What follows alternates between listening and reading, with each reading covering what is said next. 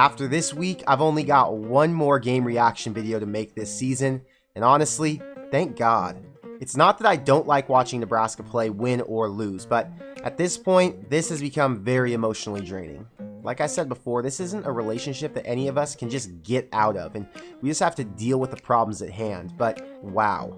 There were a few records set today, but the one that stood out the most is that Nebraska tied the record for one-score losses in a single season with 7. But don't worry, there's still time to break it, because next week, Iowa comes to town. Today, I'm reacting to the Nebraska versus Wisconsin game, and I'm going to look at some of the other games around the country to see what the playoff situation is looking like.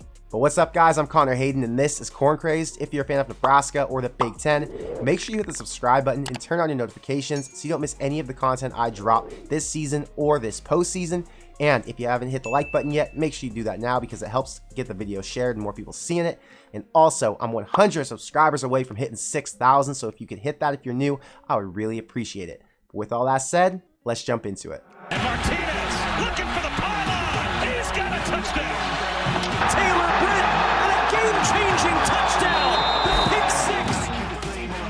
I said it before, and today it was very clear. The game plan is not the issue. The execution is the issue. And there are two sides to the execution. One is the players who are not performing to their ability. You got guys like Adrian Martinez who know how to throw the football, and he's throwing balls high in the end zone, ultimately costing Nebraska points and ultimately costing them the game. Also, errant interceptions. We'll talk about that in a bit, though. Then you got guys on defense missing tackles left and right. You got a guy like Turner Corcoran holding a bunch. You got some guys on offensive line missing blocks. And Nebraska cannot win with failed execution, no matter how good the game plan is. Here's what the game plan did today. The game plan put 28 points and 452 yards of offense up on the #1 defense in the nation. Oh, that same defense hasn't given up that many yards to a team since 2019. Oh, that team was Nebraska with Adrian Martinez at quarterback. They gave up 492 back then. So Nebraska knows how to play against Wisconsin. They have a good game plan for them. The last time Wisconsin gave up more than 400 yards at home was 2016 against Ohio State. Nebraska had the right game plan to win this one, but they didn't have the execution. Tonight, Adrian broke the record for career total offensive yards at Nebraska, which a lot of people are going to say doesn't matter because he hasn't gotten any wins. He's had over 10,700 yards and plenty of touchdowns, but he does not have a signature win. And part of the reason for that is his untimely turnovers, and tonight there were 2. Number 1, you had an interception that was supposed to be a ball caught by Oliver Martin, and to be honest, he just stopped in front of the defender. I'm not really sure why. If he would have run full speed through it, he had inside position, so he should have been able to catch it. In worst case, the ball would have hit him in the chest and fallen to the ground, or it could have hit the defender in the hands and he could have knocked it out. But the fact that he just stopped was extremely questionable, so I'm not calling that one on Adrian. Oliver Martin, do better. The second one, Adrian made a massive mistake, and I'm not sure if he didn't see the guy. I'm not sure if there was a bad route. I don't know why he threw it. It was essentially a punt. He launched the ball downfield like 35 yards to a guy who was 7 yards away from a defender. The defender was standing right under the ball. Didn't make sense and ultimately killed the drive and gave Wisconsin another shot to get 7 points. And while we're on the topic of execution errors, there were 2 other execution errors that really got under my skin. Number 1 was by the announcers. They kept calling Adrian Taylor, and I got really frustrated by that. It was cute and funny about 4 years ago when no one knew who Adrian was and he had first gotten into college, and people referred to him as Taylor because Taylor was the last great Nebraska Martinez at quarterback, so it made sense. But today, Adrian Martinez, like I said, set a school record for total yards of offense. He's been the starting quarterback for 4 seasons. Everyone in college football knows who Adrian Martinez is, and you can't get his name right? And number 2 is the missed defensive pass interference at the end. And I'm not saying that's the reason Nebraska lost the game, but when you don't get calls you should get, it really lights something inside you. There was a call before that was given to Nebraska, and people try to say that that shouldn't have been a call they got. It was Austin Allen down the sideline. Ball was thrown a little bit high, and whether or not it's catchable, I don't know. I'm not 6'9", but on TV, the ball was in frame, and you got to think that Austin Allen would have at least been able to get within that far of the ball. In that case, it's catchable. If the guy has a chance to go up for it, it's still catchable. That was a fair call. That final call was not. Xavier Betts got jammed on that. The dude literally ran into him while the ball was 4 yards away from him in the air. And for the refs not to look at it all was, to me, offensive. It's a typical Big Ten ref against Nebraska. We've seen it all season. There is no love for them. And that's part of the game, And that's part of what Nebraska is and has become. But it's really hard to be a fan and watch things like that happen because you're like, wow, what if they would have gotten that calling? What if that ball would have been placed at the 1 yard line? What if Adrian would have had a chance to punch it in from 1 yard out and Nebraska could have gone for 2 and won the game? It's all what ifs. You cannot blame that loss on the missed call. It was the interceptions and it was the missed tackles. But that one did hurt a little bit. On a brighter note, Nebraska's third best prospect for the draft this upcoming April, behind JoJo Domann and Cam Taylor-Britt, set his own record at Nebraska today. Austin Allen had 7 catches for 143 yards today, which was freaking awesome because he's been such a weapon for Nebraska all year. But that 143-yard game was the most receiving yards in a single game by a tight end at Nebraska.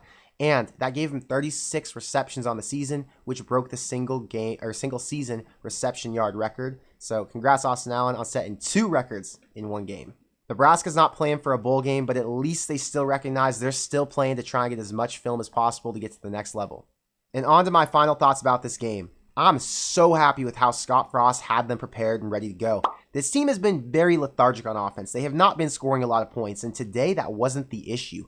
They went for it when they had to on 4th downs. They converted for 3rd downs. They were getting first. Nebraska had a ton of yards. The offense looked really good despite not having their full set of coaches. You're working with all new guys who haven't been position coaches at Nebraska or haven't been position coaches in a while. So Scott Frost did a really good job of getting these guys ready and getting the team fired up when they have no reason to be. This team could literally roll over and say, okay, we're not going to a bowl game this year. We got nothing to play for. All that's left is tape and pride. And these guys came out and gave what they could.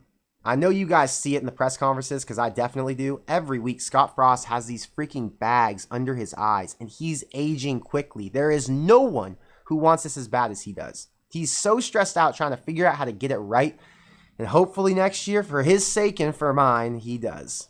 At the end of the game, he did something that I really admired, and that was that he battled with the refs for that no call. He battled so hard that he told them, throw a flag on me, and they freaking did it. He's got balls, and he's saying, screw this. If he's not going to be treated the right way, he's going to fight back, and I love that. I'm hoping that he sends all of these crazy penalties into the Big Ten, because next year, if they're still treating Nebraska this same way, I don't know, we're just going to have to get a group together and head up to that office. I saw a tweet from freshman receiver Latrell Neville and Jamari Butler commenting on it, basically saying he supports Frost. And I think there are a lot of players with that census who don't want to leave and won't leave in this offseason. There are going to be some guys in the portal, but for the most part, I think a lot of guys are loyal to Scott Frost and want to play for him because they know how bad he wants it. You guys have been asking about the guy who always wears black and stands behind Scott Frost. I think he's got cornrows. He's always got glasses on. He looks like a security guard, but today it was posted on Twitter. His name is Marcus Castro Walker. He's a director of player development in Nebraska. And my guess is that on game days, he's kind of like Scott Frost's personal security. I'm guessing if Scott Frost gets too crazy and tries to get out on the field, he's the guy who has to pull him back. And he's kind of his right-hand man on that sideline if anything goes down. We're going to finish this off with some of the games I watched today because these games are important. They're shaping up how this college football playoff race is going to play out. So you've got Alabama-Arkansas to start, and that was a great game. Came down to the wire. Arkansas, number 25 in the country. Bama, number 2 in the country. Arkansas on the road almost pulled the upset. Lost that game by 7. They couldn't get the onside kick back after they scored a late touchdown with 1 minute left. But hey, Alabama has shown that they are beatable. I think the committee sees that. They already lost to Texas A&M. And there's no way Ohio State, who just came off a huge top 10 win, isn't going to jump them. I'm saying Georgia number 1, Ohio State number 2, and now Bama's dropping to number 3. Which is feeling good. Next, you got the Ohio State game, and this is what happened in the Ohio State game. Ryan Day makes $6.7 million a year. You got Mel Tucker, who's up for a contract extension now, because if they don't give him one, he's going to LSU, USC, somewhere. They're talking about $96 million for Mel Tucker, which would be like $9 or $10 million a year. How do you think Ryan Day, who makes less than 7, feels about that? He feels like 50 points was in order. He feels like that was justified, and he had to make sure Ohio State knew, if this guy gets paid that, and he's my kid, how much do you think I got to get paid? Ryan Day is setting himself up to win.